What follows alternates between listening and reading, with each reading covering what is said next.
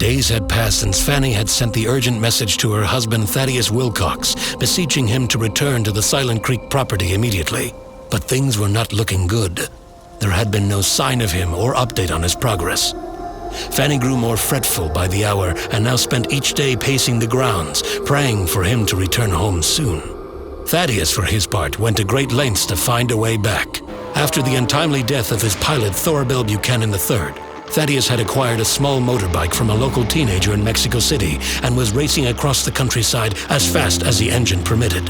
On his sojourn, he rode through a quaint villa outside Guadalajara, where he stopped for lunch at a small commune of expatriates. After hearing the story of Thaddeus's woes, the expats implored Thaddeus to bathe in the waters of their pool in the back courtyard.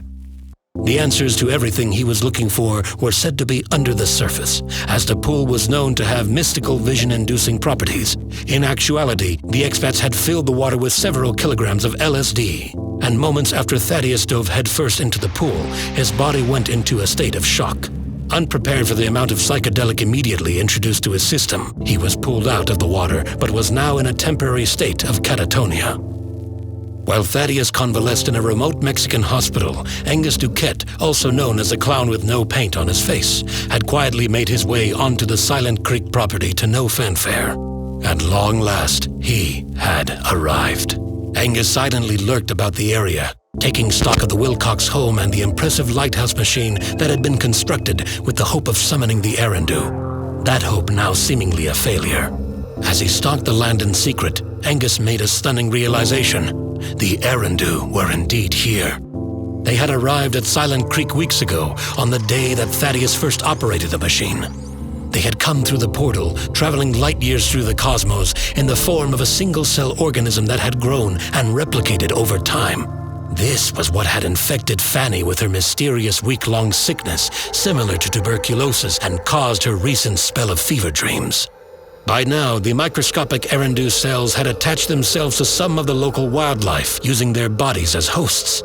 Angus secured several contaminated mourning doves, swaddled them in cloth, and smuggled them into the chapel's basement. For the next few days, he would make hourly visits to tend and nurture the developing parasites, making sure to avoid detection by Fanny and Mabel above, while providing the Eridu with more sickly birds. This gestation period in the dark recesses of the basement allowed the strange parasitic organism feeding off the birds to grow, and grow they did. The Eridu matured at a rapid rate, their interdimensional powers becoming incredibly strong. As is theorized, the Eridu were extremely volatile beings that had the unpredictable capability to create rifts in the fabric of time and space. These properties were further enhanced by the highly unstable electromagnetic activity that had recently occupied Silent Creek. Several intermittent micro-events occurred wherein various dimensions, including the astral plane, folded into one shared reality. Entities that were free-floating in a realm not bound to the rules of physics were now materializing into a tangible state at Silent Creek. Lucky for the family Wilcox, most of the ethereal plasma vaporized instantly in the atmosphere.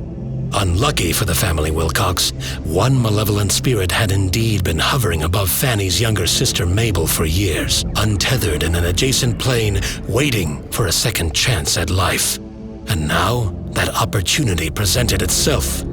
Agatha Carruthers had returned.